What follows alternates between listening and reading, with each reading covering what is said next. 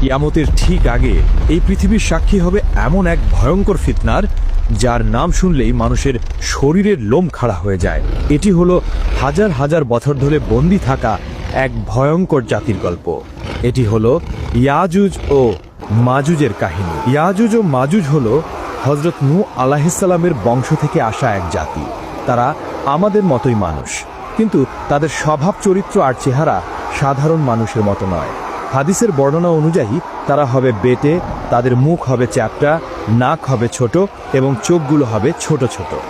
তাদের সংখ্যা এতটাই হবে যে তা মানুষের কল্পনাকেও হার মানাবে। তারা যখন কোনো একটি নদীর পাশ দিয়ে যাবে, তখন তারা সেই নদীর সমস্ত পানি পান করে শেষ করে ফেলবে। এই জাতি এতটাই ভয়ঙ্কর হবে, একটা নদীর পানিকেও তারা মিনিটের মধ্যে শেষ করে দিতে পারে, নদীকে মরুভূমিতে পরিণত করে দিতে পারে। তাদের প্রধান বৈশিষ্ট্য হলো তাদের সীমাহীন নিষ্ঠুরতা। তারা কোনো এলাকায় ঢুকলে সেখানে প্রাণের কোনো চিহ্ন রাখে না।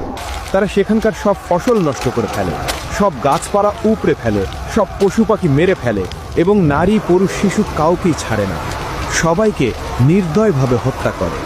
বহু শত বছর আগে বাদশাহ জুলকারনাইন নামে আল্লাহর এক নেককার বান্দা ইয়াজুজ ও মাজুজের অত্যাচার থেকে মানুষকে বাঁচানোর জন্য দুটি পাহাড়ের মাঝখানে লোহা ও তামা গলিয়ে এক শক্ত প্রাচীর তৈরি করে দিয়েছিলেন। সেই দিন থেকে তারা সেই প্রাচীরের ওপারেই বন্দী অবস্থায় আছে। হাজার হাজার বছর ধরে প্রতিদিন সকালে তারা সেই প্রাচীরটি ভাঙার জন্য কঠোর পরিশ্রম করে।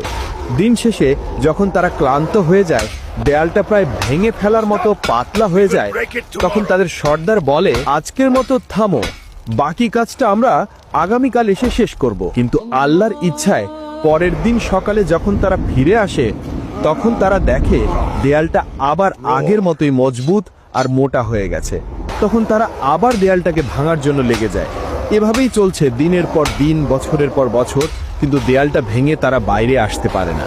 কিন্তু কিয়ামতের ঠিক আগে যখন পৃথিবীতে হযরত ঈসা আলাইহিসসালাম আসবেন এবং দাজ্জালকে হত্যা করবেন, ঠিক সেই সময়েই আল্লাহ ইয়াজুজ ও মাজুজকে মুক্তি করবেন। সেদিনও তার আগের মতোই সারাদিন ধরে দেয়ালটা ভাঙতে থাকবে।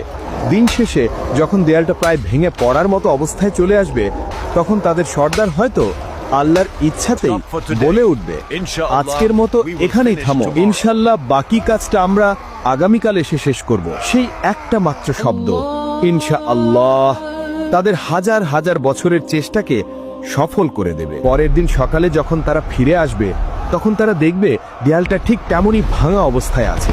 এরপর তারা এক ধাক্কাতেই সেই দেয়ালটা ভেঙে ফেলবে এবং কোটি কোটি ইয়াজুজ ও